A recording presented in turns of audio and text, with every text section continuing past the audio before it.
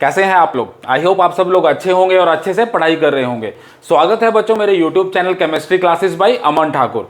तो आज का जो हमारा टॉपिक है, आज हम डिस्कस करने वाले हैं बच्चों, आज भी हम कार्बोक्सिलिक एसिड की प्रिपरेशन के बारे में बात करेंगे। कार्बोक्सिलिक एसिड की प्रिपरेशन के बारे में बात करेंगे, पर किससे हम सिंथेसिस करेंगे आज, एसिड हलाइड और एनहाइड्राइड से हम किस तरह से कार्बोक्सिलिक एसिड बनाते हैं उनके बारे में बात करेंगे। पूरे रिएक्शंस को समझेंगे, रिएक्शन के कंडीशंस को समझेंगे, रिएक्शन में क्या क्या खास बातें होते हैं उनके बारे में बात करेंगे, प्लस इसके मैकेनिज्म को समझेंगे शुरू से लेके एंड तक। इस पूरे टॉपिक को इस तरह से हम कवर करेंगे। चलिए शुरू करते हैं आज के लेक्चर को। अब मैं कह रहा हूं जी, मुझे बनाने हैं कार्बोक्सिलिक एसिड, RCOOH जो है कार्बोक्सिलिक एसिड मुझे बनाना है। अब इस रिएक्शन में सबसे पहली बात जो हमें पता होनी चाहिए कि चाहे हम एसिड हैलाइड से चाहे एनहाइड्राइड से जब भी कार्बोक्सिलिक एसिड को बनाते हैं तो हमें क्या है, हमारी जो प्रोसेस करते हैं हम हाइड्रोलिसिस को यूज करते हैं। अगर हमें ये चीज सिंपल वर्ड्स में आपसे कहूं, चाहे एसिड हैलाइड है चाहे एनहाइड्राइड है, अगर उनकी हाइड्रोलिसिस होगी तो वो कार्बोक्सिलिक एसिड बनाएंगे। चाहे एनहाइड्राइड है चाहे एसिड हैलाइड है, उनकी जब हाइड्रोलिसिस होगी तो हमें कार्बोक्सिलिक एसिड मिलेंगे। ये चीज हमें पहली चीज हमें पता होनी चाहिए कि प्रोसेस जो है वो है हाइड्रोलिसिस, या केमिकल रिएक्शन जो है वो है हाइड्रोलिसिस, मतलब वाटर से रिएक्शन करवानी है, वाटर से रिएक्शन करवानी है। ठीक है, ये बात सिंपल है, क्लियर है, समझ आ गई। अब बारी बारी बात करते हैं। पहले मैं एसिड क्लोराइड की बात करूं या एसिड हैलाइड की मैं बात कर रहा हूं, एसिड क्लोराइड की यहां पे एग्जांपल से बात कर रहा हूं। अगर मैं इसकी सिंपल हाइड्रोलिसिस करवाऊं, H2O में अगर मैं इसकी सिंपल हाइड्रोलिसिस करवाऊं तो मुझे मिलते हैं कार्बोक्सिलिक एसिड। पहली बात सिंपल है, क्लियर है। ठीक है, यहां तक बात क्लियर है। पर उसी एसिड क्लोराइड की अगर मैं सिंपल हाइड्रोलिसिस ना करवाते हुए बेस की प्रेजेंस में OH नेगेटिव या सब मैं कहूं और सिंपल लैंग्वेज में NaOH की प्रेजेंस में अगर मैं उसकी रिएक्शन करवाऊं, किसी बेस की प्रेजेंस में उसकी हाइड्रोलिसिस करवा मैं हाइड्रोलिसिस ही रहा हूं, वाटर की रिएक्शन तो होगी, पर उसमें बेस भी मैंने डाल दिया, कोई बेस भी डाल दिया, तो पहले मुझे मिलेगा सॉल्ट, पहले मुझे मिलेगा कार्बोक्सिलिक एसिड का सॉल्ट, कार्बोक्सिलेट आयन का सॉल्ट। सॉल्ट की जब फर्दर हाइड्रोलिसिस होगी तो मेरे पास कार्बोक्सिलिक एसिड आएगा, तो मेरे पास कार्बोक्सिलिक एसिड आएगा। सिंपल और स्ट्रेट बातों में ये बात मुझे समझ आ गई, ये बात मेरी क्लियर होगी। अब आते हैं दूसरी बात पे। अब मैं एनहाइड्राइड की बात कर रहा हूं। एनहाइड्राइड में सिंपल है, यहां पे बेस की हाइड्रोलिसिस की जरूरत नहीं है हमें, यहां पे सिंपल है, सिंपल H2O की हाइड्रोलिसिस से ही मुझे कार्बोक्सिलिक एसिड मिल जाता है, सिंपल हाइड्रोलिसिस से ही मुझे कार्बोक्सिलिक एसिड मिल जाता है।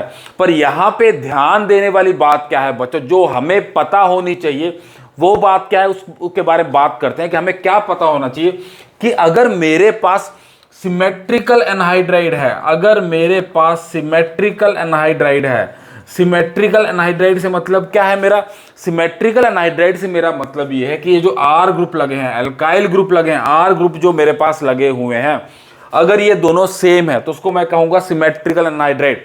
एग्जांपल के तौर पे अगर यहाँ पे सपोज CH3 लगा है और यहाँ पे भी अगर CH3 लगा है तो ये सिमेट्रिकल एनहाइड्राइड है। सिमेट्रिकल एनहाइड्राइड के केस में जब हाइड्रोलिसिस होगी तो मुझे दो मॉलिक्यूल मिलेंगे कार्बोक्सिलिक एसिड के, दो मॉलिक्यूल मिलेंगे कार्बोक्सिलिक एसिड से, एक एनहाइड्राइड से दो कार्बोक्सिलिक एसिड के मॉलिक्यूल मिलेंगे, एक मोल से दो मोल बनेंगे कार्बोक्सिलिक एसिड के। बात सिंपल।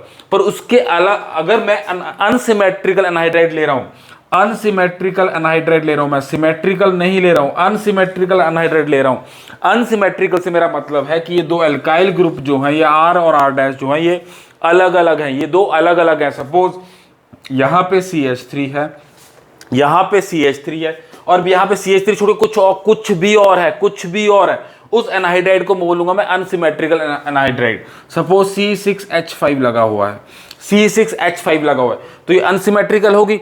उस केस में क्या होगा, उस केस में बच्चों क्या होगा, जब हाइड्रोलिसिस होगी मेरे पास, जब मेरे पास हाइड्रोलिसिस होगी तो मेरे पास मिक्सचर ऑफ कार्बोक्सिलिक एसिड बनेंगे। एक मॉलिक्यूल बनेगा इस वाले का CH3COOH का, दूसरा बनेगा इस वाले का C6H5COOH का, तो मेरे पास मिक्सचर ऑफ कार्बोक्सिलिक एसिड मिलेंगे। ये बात हमें पता होनी चाहिए, समझ आनी चाहिए। तो ये तो बात होगी सिंपल रिएक्शन की कि हाइड्रोलिसिस से किस तरह से कार्बोक्सिलिक एसिड मिलते हैं और खास बातें क्या हैं जो हमें पता होनी चाहिए, जो इस रिएक्शन में हमें पता होनी चाहिए। अब बात कर लेते हैं इसके मेन मुद्दे की, मैकेनिज्म पे आते हैं। बात कर रहे हैं बच्चों, मैंने मैकेनिज्म की मैंने बात की। हाइड्रोलिसिस होती है, हाइड्रोलिसिस होती है तो सिंपल रिएक्शन, केमिकल रिएक्शन में जो पता है जो प्रोसेस होती है एसिड हैलाइड से अनहाइड्राइड से, इन दोनों में से किसी से भी अगर हमने कार्बोक्सिलिक एसिड बनाना है तो दोनों की में से अगर हम हाइड्रोलिसिस करते हैं तो हमें कार्बोक्सिलिक एसिड मिलता है, ये बात हमें पता है। और दोनों का मैकेनिज्म बिल्कुल सिमिलर है, कोई भी चेंज नहीं है, दोनों का मैकेनिज्म बिल्कुल सिमिलर है। इसलिए हम दोनों को साथ लेके चल रहे हैं, आपको चीजें समझ आएंगी, दोनों को साथ लेके चल रहे हैं, समझ आएगी। ये आरसीओ ग्रुप कॉमन है, यहां तक आरसीओ ग्रुप कॉमन है। हैलाइड के केस में हैलोजन लगी है, हैलाइड के केस में सीएल लगा है, अनहाइड्राइड के केस में आरसीओ लगा है। यहां तक बात सिंपल है, यहां तक बात सिंपल है। इससे हमें फर्क पड़ेगा ही नहीं, मैकेनिज्म में इससे हमें फर्क पड़ेगा ही नहीं। हमें जो फर्क पड़ेगा, हमें फर्क पड़ेगा बाकी ग्रुप से। चलिए समझते हैं किस तरह से मैकेनिज्म चलता है, उसके बारे में बात करते हैं। अब मेरे पास है ये कार्बोनिल ग्रुप, ये है सी डबल बॉन्ड ओ, मुझे पता है कार्बोनिल ग्रुप होता है। और इस कार्बोनिल ग्रुप की खास बात क्या है, कार्बोनिल ग्रुप की खास बात क्या है, कार्बन और ऑक्सीजन में से ऑक्सीजन है ज्यादा इलेक्ट्रोनेगेटिव एटम, इलेक्ट्रॉन को अपनी तरफ खींचने वाला, इलेक्ट्रॉन को अपनी तरफ खींचने वाला। तो इस बॉन्ड के इलेक्ट्रॉन किस तरफ शिफ्ट होंगे, ऑक्सीजन की तरफ। अब इलेक्ट्रॉन ऑक्सीजन की तरफ जाएंगे तो पार्शियल नेगेटिव चार्ज ऑक्सीजन के ऊपर, पार्शियल नेगेटिव चार्ज ऑक्सीजन के ऊपर। और कार्बन के इलेक्ट्रॉन जा रहे हैं तो कार्बन के ऊपर पार्शियल पॉजिटिव चार्ज, कार्बन के ऊपर पार्शियल पॉजिटिव चार्ज आ गया। ठीक है, ये बात सिंपल है। क्यों? क्योंकि यहां से इलेक्ट्रॉन शिफ्ट होते हैं, ये जो बॉन्ड के इलेक्ट्रॉन है उनकी शिफ्टिंग है ऑक्सीजन की तरफ। यहां तक बात क्लियर, पॉजिटिव चार्ज आ गया कार्बन के ऊपर, बात क्लियर। अब क्या होगा, अब समझिए अब क्या होगा। अब इस कार्बन के पास है पॉजिटिव चार्ज, इसको चाहिए किसी तरफ अट्रैक्ट होगा, जहां नेगेटिव चार्ज है, जहां इलेक्ट्रॉन दिखेंगे वहां पे होगा ये अट्रैक्ट, जहां इसको इलेक्ट्रॉन दिखेंगे उसकी तरफ उसकी अट्रैक्शन ज्यादा होगी। अब हमने डाल दिया जी वाटर का मॉलिक्यूल, H2O डाल दिया वाटर का मॉलिक्यूल। अब वाटर के मॉलिक्यूल का जो ऑक्सीजन है उसके पास है लोन पेयर ऑफ इलेक्ट्रॉन, उसके पास है extra electron, lone pair of electron. अब ऑक्सीजन के लोन पेयर ऑफ इलेक्ट्रॉन कहां अट्रैक्ट होंगे, कार्बन की तरफ। कहां अट्रैक्ट होंगे, कार्बन की तरफ।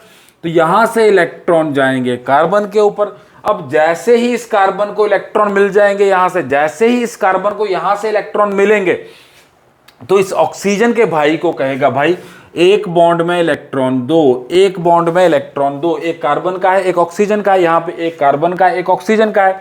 अब ये कार्बन कहेगा भाई जब आप इलेक्ट्रॉन खींच ही रहे हो तो आप वापस ले लो अपने, आप अपने इलेक्ट्रॉन वापस ले लो, क्योंकि मुझे इलेक्ट्रॉन मिल गए हैं यहां से।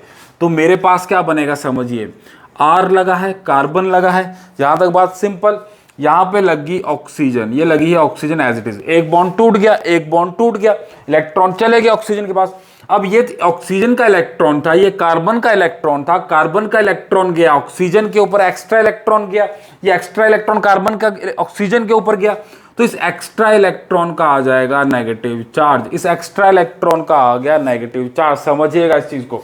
और यहां से जब ऑक्सीजन ने इलेक्ट्रॉन दिए हैं, यहां से ऑक्सीजन ने इलेक्ट्रॉन दिए हैं, हाइड्रोजन लगी है एक तरफ हाइड्रोजन लगी है, कोई दिक्कत नहीं है, ठीक है।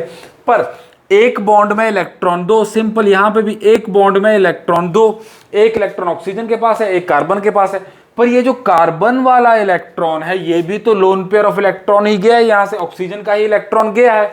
तो इस ऑक्सीजन ने तो एक इलेक्ट्रॉन दिया है, इस ऑक्सीजन ने तो एक इलेक्ट्रॉन दिया है, तो इस ऑक्सीजन के ऊपर डाल दिया पॉजिटिव चार्ज, इलेक्ट्रॉन दिया है तो आ गया पॉजिटिव चार्ज। और बाकी के आगे के ग्रुप एज इट इज, बाकी के ग्रुप से हमें फर्क नहीं पड़ रहा है। अब बाकी के ग्रुप में अभी तक हमें फर्क नहीं पड़ रहा है, Cl लगा दिया एज इट इज, Cl लग गया मेरा एज इट इज। और अगर एनहाइड्राइड होती तो मेरे पास लगता OC double bond OR as it is, कोई दिक्कत नहीं। यहां तक बात सिंपल है, क्लियर है, ठीक है। अगर हैलाइड है तो ये Cl लगा होता है, एनहाइड्राइड है तो ORCO ग्रुप लगा हुआ है, ठीक है। अब क्या हुआ, अब आगे समझिए, आगे क्या हुआ। अब ऑक्सीजन ज्यादा देर तक इलेक्ट्रॉन नेगेटिव रख नहीं पाएगा, ऑक्सीजन इलेक्ट्रॉन ज्यादा देर तक, उसको भी अपनी ऑक्टेट पूरी करनी है, उसको भी अपनी ऑक्टेट पूरी करनी है। वो इलेक्ट्रॉन वापस छोड़ेगा कार्बन के पास, वो वापस इलेक्ट्रॉन छोड़ेगा कार्बन के पास। और नेक्स्ट स्टेप में क्या होगा, कार्बन के पास जैसे ही इलेक्ट्रॉन आएगा, कार्बन के पास जैसे ही इलेक्ट्रॉन आएगा, एक बॉन्ड में इलेक्ट्रॉन दो, एक बॉन्ड में इलेक्ट्रॉन दो, सिंपल है, एक बॉन्ड में इलेक्ट्रॉन दो, या तो इसको वापस छोड़ेगा अगर हैलाइड होगी, अगर एसिड हैलाइड होगी तो यह वाले इलेक्ट्रॉन छोड़ के हैलोजन बाहर निकलेगी, और अगर एनहाइड्राइड है तो यहां पे भी एक बॉन्ड में इलेक्ट्रॉन दो, तो यहां से इसको छोड़ के निकलेगा। तो मेरे पास क्या बचेगा, मेरे पास क्या बचेगा, समझिएगा इस चीज को।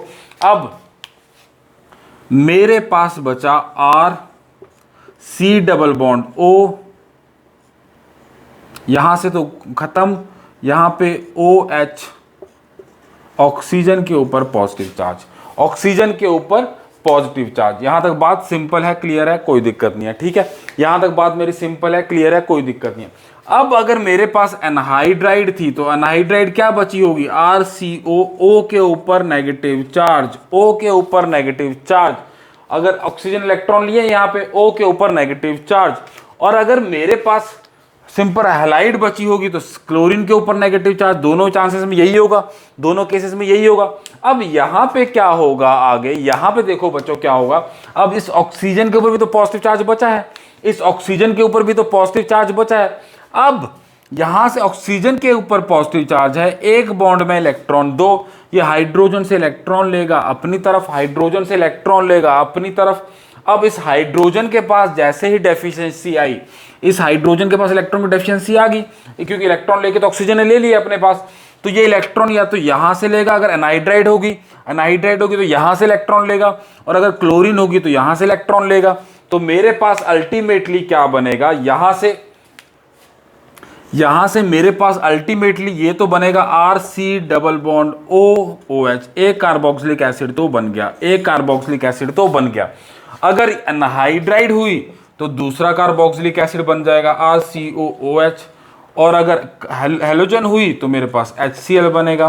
तो इस तरह से मैकेनिज्म चलता है पूरे रिएक्शन में, हाइड्रोलिसिस में। जब एसिड हैलाइड के हाइड्रोलिसिस करें या एनहाइड्राइड के हाइड्रोलिसिस करें तो इस तरह से चलता है। अब मैंने शुरू में कहा था आपसे कि एसिड हैलाइड से हम, एसिड हैलाइड जो होती है वो बेसिक है, अगर उनकी बेस की प्रेजेंस में हाइड्रोलिसिस की जाए तो पहले सॉल्ट बनता है, पहले सॉल्ट बनता है, और सॉल्ट के हाइड्रोलिसिस से हमें कार्बोक्सिलिक एसिड बनता है। उसका मैकेनिज्म भी बिल्कुल सिमिलर है, आप ट्राई करके देखिएगा। अगर नहीं आ रहा है तो कमेंट करके जरूर पूछिएगा, फिर मैं आपको उसको भी एक्सप्लेन करूंगा। चलिए, अगर आपको अभी भी कोई डाउट है बच्चों तो कमेंट जरूर करिएगा। Thank you.